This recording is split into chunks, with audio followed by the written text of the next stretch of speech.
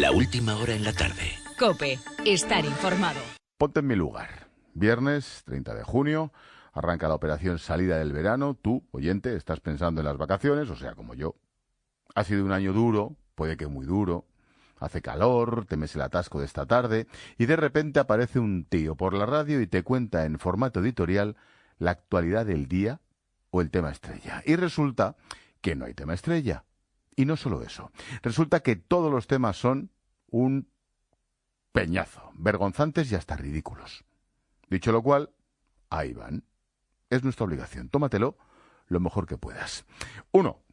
El rey entrega en un restaurante, el de los Roca, los premios Princesa de Girona. A pesar del boicot de los separatistas, que intentaron impedir la presencia del rey, don Felipe viajó a Gerona para transmitir su compromiso con una Cataluña de todos y para todos.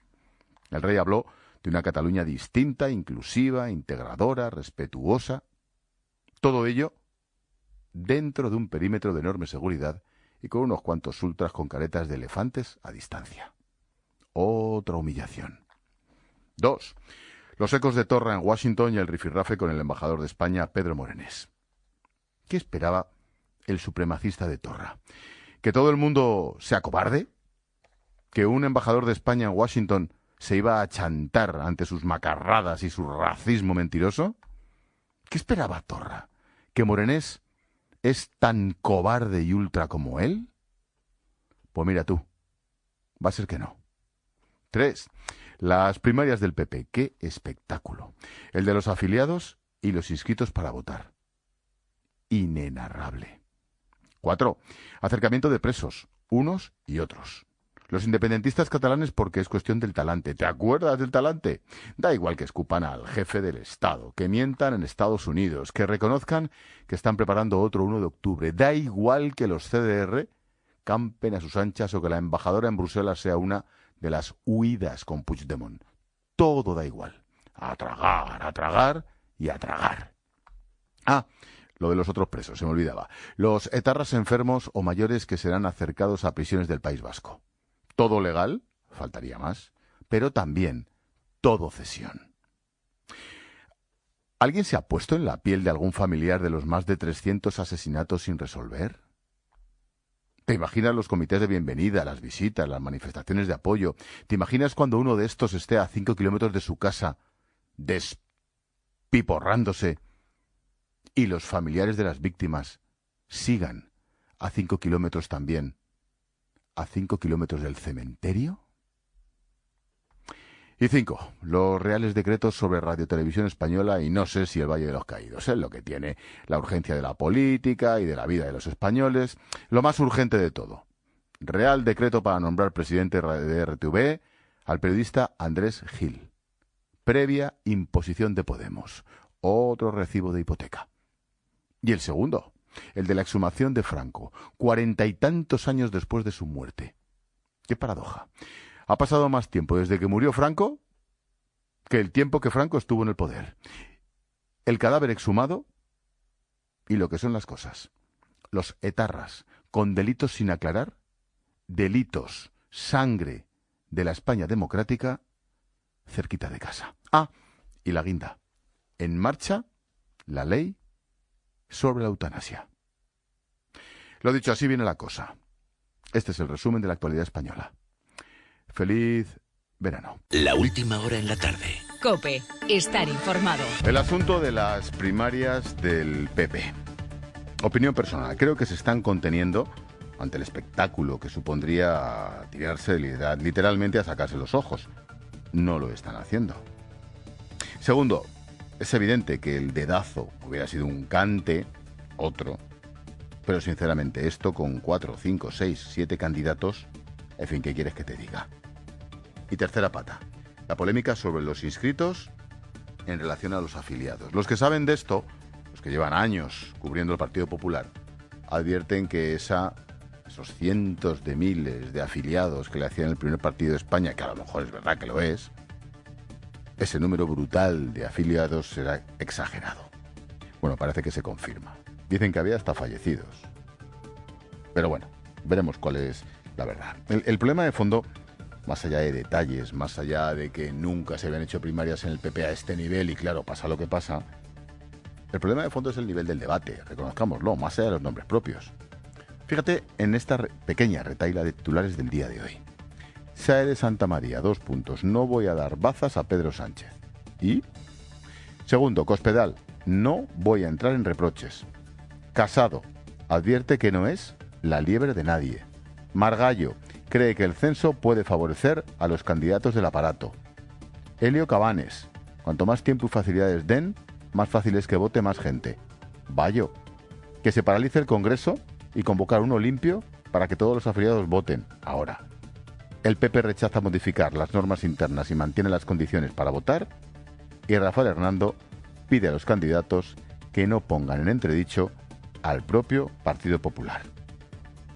Lo dicho, este es el nivel del debate. La última hora en la tarde. COPE. Estar informado.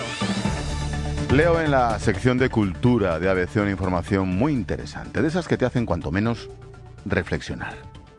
Titular: el idioma español a punto de desbancar al francés como segunda lengua para aprender en el Reino Unido. A pesar de que el francés sigue siendo el idioma predilecto de los estudiantes británicos, el español ya está cerca de desbancarlo en esa primera opción. Así lo demuestra el último informe del British Council, recogido por el periódico británico The Guardian. Según este estudio, el castellano se convertirá en la lengua más popular en el nivel A en 2020.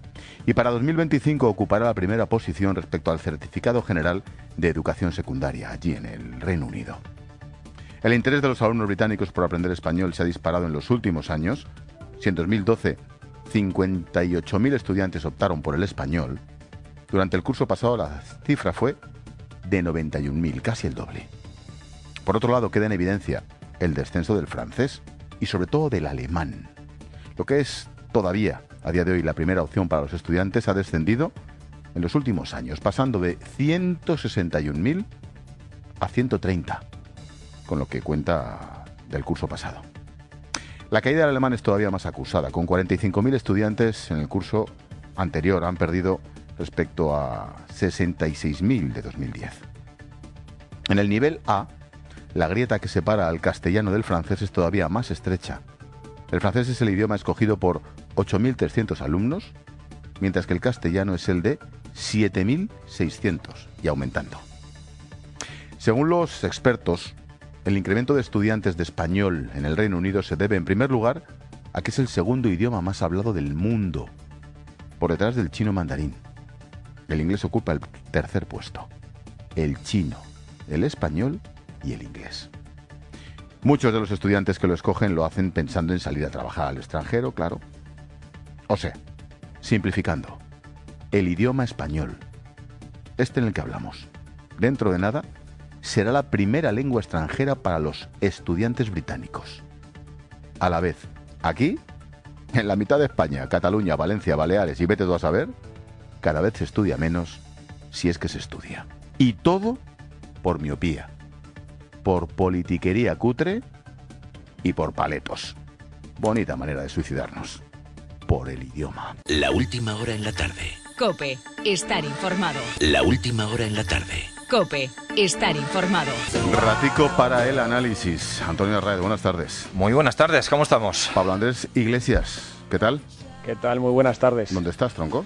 Pues mira, en el Palacio de Moncloa, encerrado. Ah, digo, a ver si estás tomando un café con el presidente. Ah, no, el presidente está en Bruselas. El presidente está en Bruselas. Acabamos de escuchar desde aquí el Palacio de Moncloa la rueda de prensa que ha dado allí, las explicaciones, los acuerdos sobre el pacto de inmigración a nivel europeo, y ahora en unos minutos va a empezar, ya está a puntito, la rueda de prensa del Consejo de Ministros, porque el Gobierno no quería que saliera la portavoz del Gobierno sin que Sánchez hubiera hablado. Ya sabéis que el Gobierno está arrancando, hay ciertas descoordinaciones todavía. Los últimos viernes hemos tenido algún disgustillo a nivel de comunicación. Para no meter la pata. Y entonces, básicamente, pues primero sale el presidente, dice lo importante, y ahora a ver qué nos cuenta la portavoz.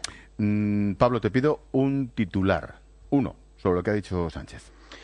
Pues que él se conforma con el acuerdo en materia de inmigración en Bruselas. Ese sería el titular, que dice que, bueno, ha descubierto Pedro Sánchez que no es todo tan fácil como parece en la oposición, que negociar en el Gobierno es más complicado, negociar en Bruselas, ya ni te cuento, con tantos países, pero básicamente él se va de Bruselas contento por sacar un mini acuerdo en materia de inmigración. Antonio, titular de Bruselas. Golpe de realidad. Para Ah, mí... Y luego lo explicas en el subtítulo. Claro.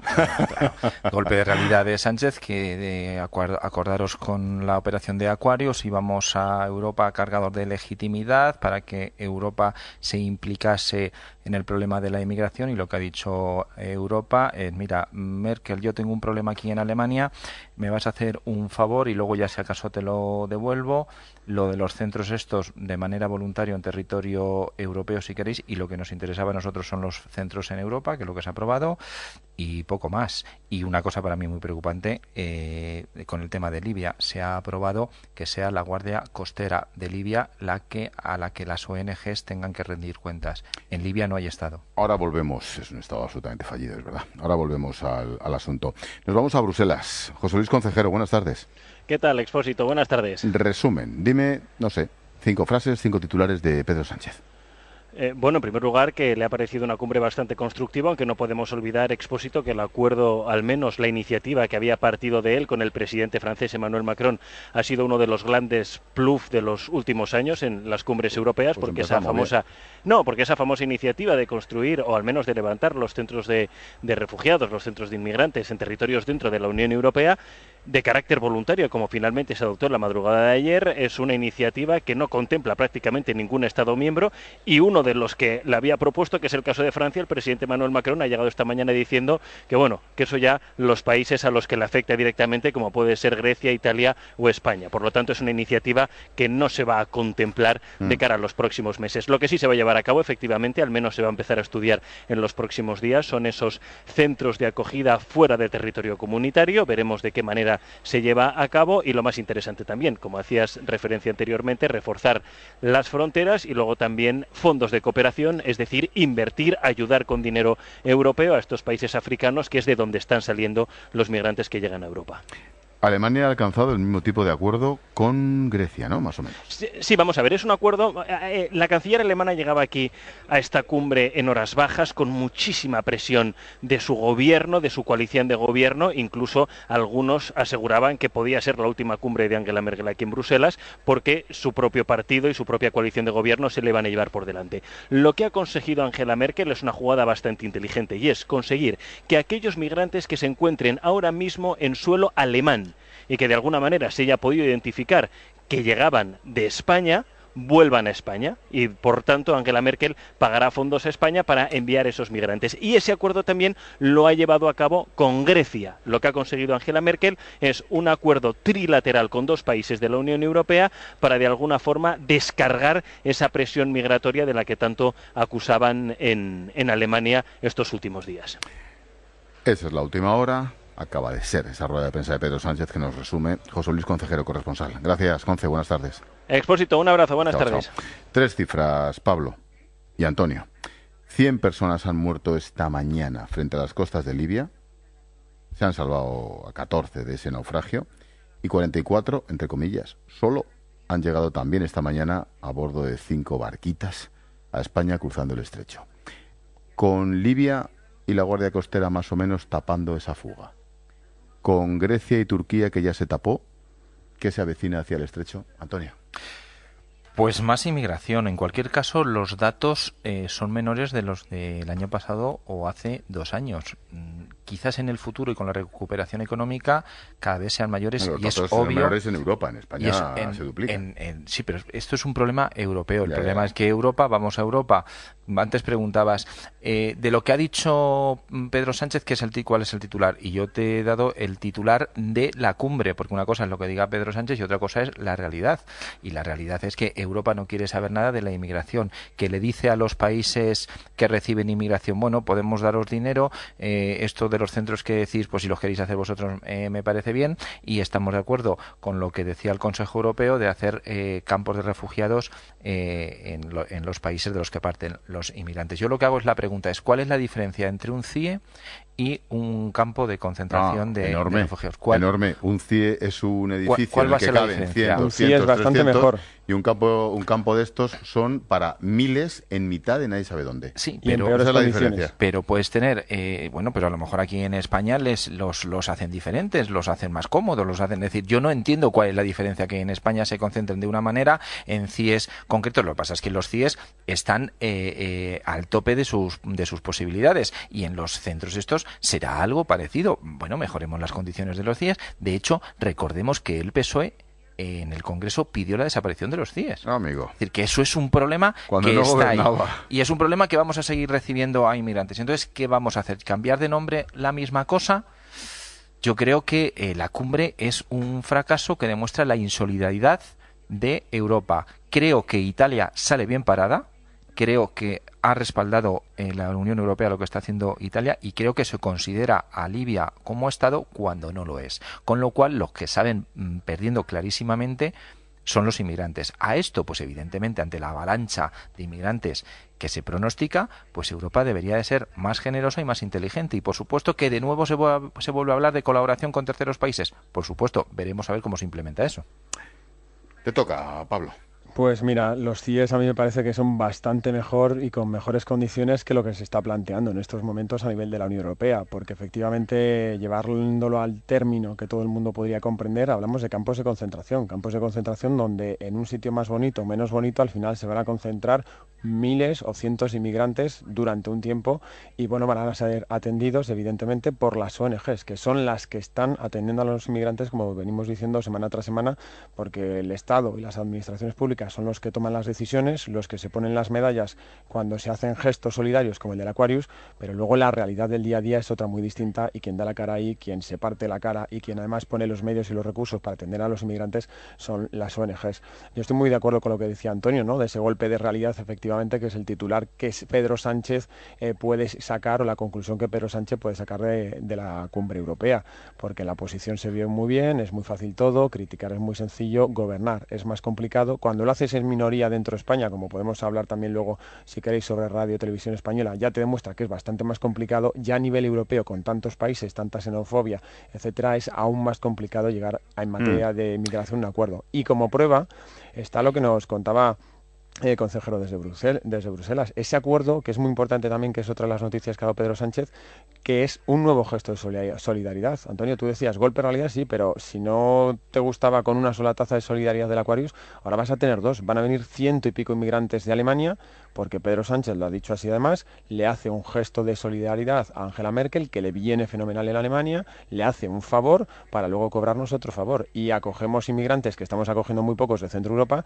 pero hacemos otro gesto más, con lo cual el Aquarius es el primer paso. Ahora va a venir otro de Alemania. Me las dejo votando y te lo pregunto a ti. Más allá de entrar en el nombre propio, él sabrá, y que tenga suerte el nuevo presidente de Televisión Española, el colega Gil. Bueno, está por ver, ¿eh? Bueno. Bastante por ver. ¿Tú crees? Pues por lo que nos nos dicen, casi confirmado, ¿no?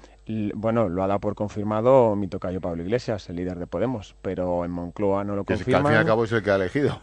Claro, pero es que ese es el problema. Es que no es tan fácil. Vamos a ver. Voy al caso general y vos, si queréis, vamos a lo particular. Gobernar, sea en Bruselas, sea en España, es muy complicado cuando tú tienes una minoría y dependes de otros. Y la manta que tiene Pedro Sánchez para taparse es muy pequeñita. Y si tira hacia un lado para cubrirse con Podemos, entonces se queda el descubierto en el otro lado con el Partido Nacionalista Vasco, que es quien precisamente a media mañana ha dicho que no está dispuesto a pasar por determinados nombramientos. Entonces, llegar a un acuerdo en determinados nombramientos, como en otras leyes que van a venir después, va a ser harto difícil para Pedro Sánchez. Veremos de aquí al lunes, porque Pedro Sánchez, el presidente del gobierno, da a entender que bueno, van a seguir negociando a ver si llegan a un acuerdo mejor de aquí al lunes, porque los nombramientos o las propuestas que se están poniendo encima de la mesa, yo creo que en términos periodísticos y en términos de gestión, ya no hablemos, son bastante poco serios. Yo, fíjate, con el máximo respeto al compañero Andrés Gil, al que no conozco, y que entiendo que si al final le toca, pues hará el hombre lo que pueda o lo que le dejen hacer, sí que creo que el inicio de esta historia empieza muy mal. ¿Y por qué empieza muy mal? Porque una de las cosas que se ha criticado en la etapa anterior ha sido que el gobierno elegía a quien quería.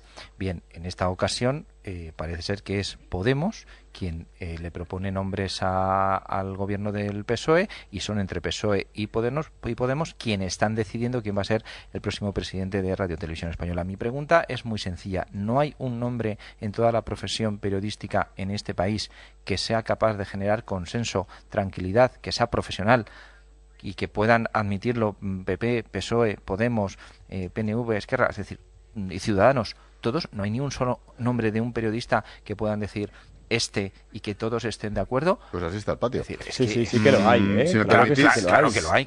Hay muchos y muy buenos, pero el problema es que Podemos no lo autoriza. Pablo, el corte al que te referías de Pedro Sánchez puede ser este. Necesitamos del concurso de más grupos parlamentarios. Por tanto, ¿qué es lo que yo les pido a esos grupos parlamentarios? Les pido responsabilidad y les pido generosidad para poder llegar a un acuerdo. Hay tiempo, hasta el lunes, para poder llegar a ese acuerdo. Yo me acuerdo de la entrevista del País el domingo pasado. Uno de los titulares: tengo en mente el perfil del futuro director de presidente de Televisión Española. Me falta el nombre. Bueno, el nombre ya lo ha puesto Pablo Iglesias. Ojalá Andrés Gil, que es del que estamos hablando, pues, o el que salga, tenga toda la suerte del mundo y el saber profesional. Pero, que el presidente del gobierno diga, tengo el perfil, como si fuera uno de sus ministros. Madre mía, me da mucho miedito, por lo menos en boca de él, ¿eh? No lo conozco nada a este hombre, a Andrés. Pero Ángel, yo si quieres te apunto otro dato más. Además de la entrevista a la que tú te refieres de Pedro Sánchez, el viernes pasado, hace justo una semana aquí en Moncloa, cuando terminó el Consejo de Ministros, hablamos con una persona muy cercana a Pedro Sánchez, precisamente sobre los nombramientos. ¿Te acuerdas que el viernes pasado se aprobó el decreto?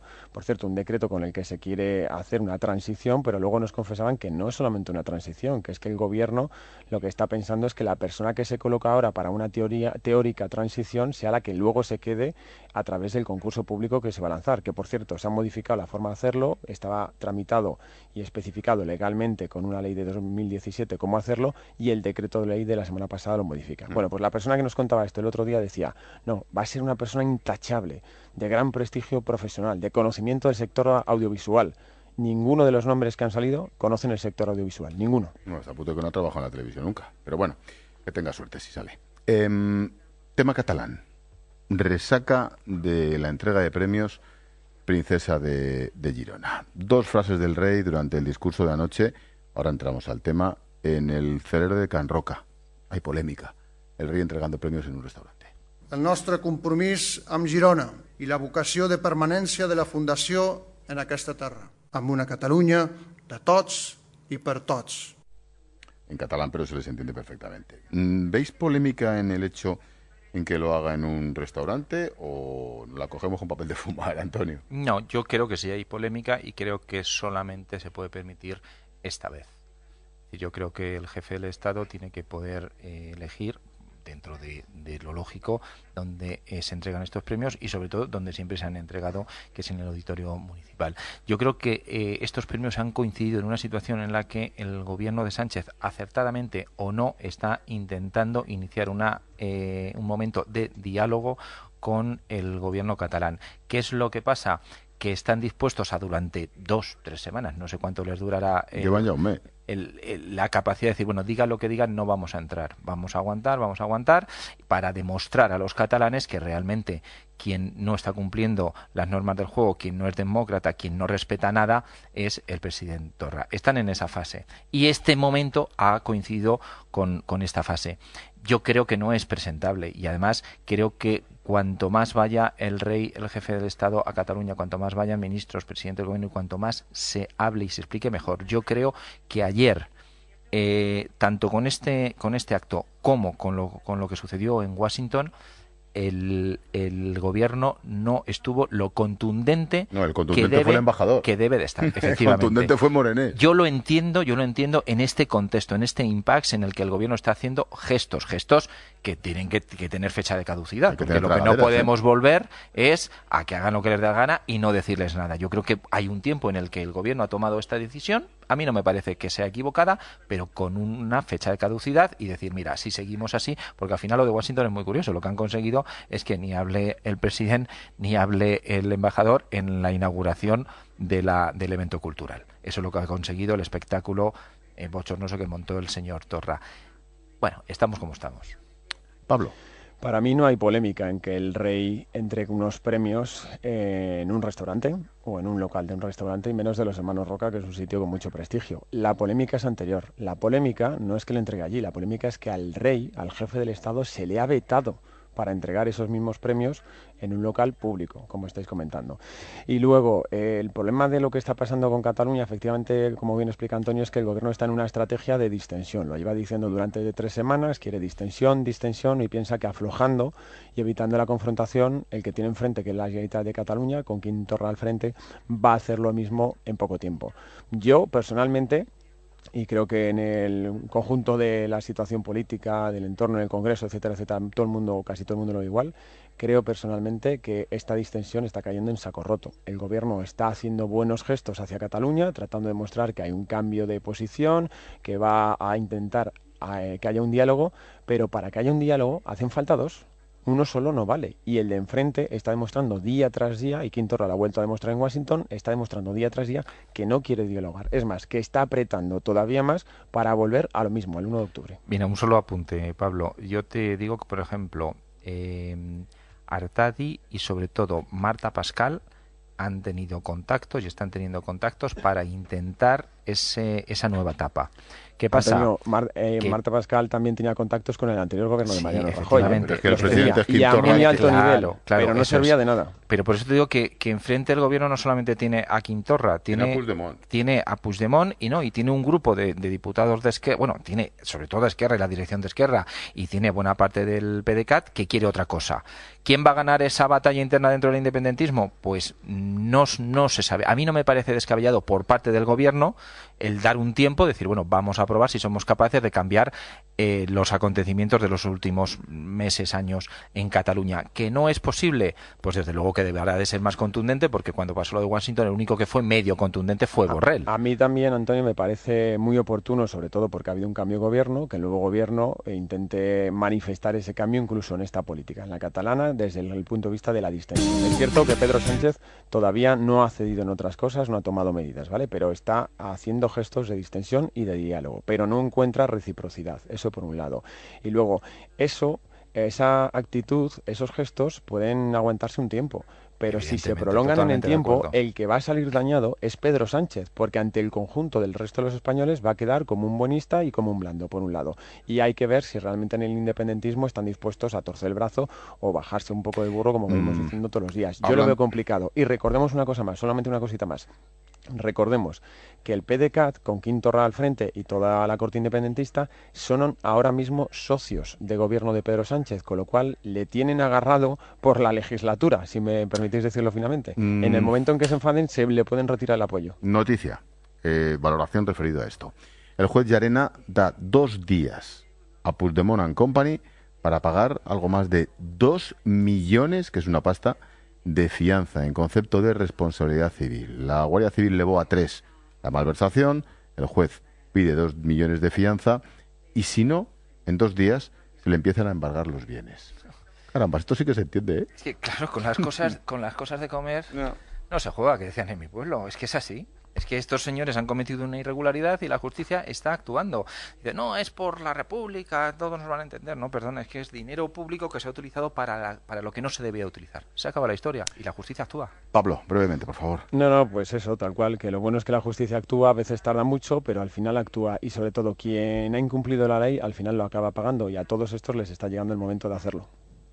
Los oyentes de la tarde también os sumáis a este tiempo de análisis. Rosa. Sí, hay 2 temas calentitos. Por un lado, que el nuevo presidente de Radio Televisión Española haya sido propuesto por Iglesias no ha caído nada bien. Dicen por aquí, tendría que estar tipificado por ley, prohibir al gobierno de turno elegir al presidente. Ya, el problema está en que el anterior también lo hizo, y ya, el otro, claro. el otro, claro. Esto si no, lo elige esto el no es Parlamento. nuevo, ¿eh? Si Esto lo no es elige nuevo. el Parlamento. Ya, pero en eso dicen. Sí, eso dicen. Pero incluso bueno, 2/3 que aquí nadie está para presumir. Más. Ya, dicen, dicha televisión es pública y la pagamos todos los españoles con nuestros impuestos y no debe regirse a un solo pensamiento político. ¿Para cuándo una televisión que no esté politizada? En muchos países como Estados Unidos lo público es público. Pluralidad ante todo, piden por aquí. Y respecto a la crisis migratoria en Europa y la creación creación de centros para migrantes en los países de la Unión Europea, los oyentes no lo acaban de ver. Dicen por aquí que estos centros quedarán colapsados y los migrantes acabarán en la calle. Y este otro oyente piensa que si no identificamos y atajamos el problema de origen, no lo vamos a solucionar, y eso parte por la acción en el propio país de origen. Pablo Andrés Iglesias, porra para el Rusia-España. Me da igual, lo único que me importa Correcto, es que gracias, ganemos, que ganemos. Aunque sea como el otro día. ¿Cómo que te da igual? Igual que el otro día nos clasificamos en el último minuto, pues que ganemos igual. Lo importante en un mundial es eso. A ver, y divertirnos también. Tú que sabes de fútbol. España Antonio. 2, Rusia 0. Muy bien. Y disfrutando, y jugando bien. Y Putin, ya verás. Todos al gulag. A cazar osos. Antonio Arraez, Pablo Andrés Iglesias. Gracias, chicos. Un placer, buenas tardes a todos. Chao, chao.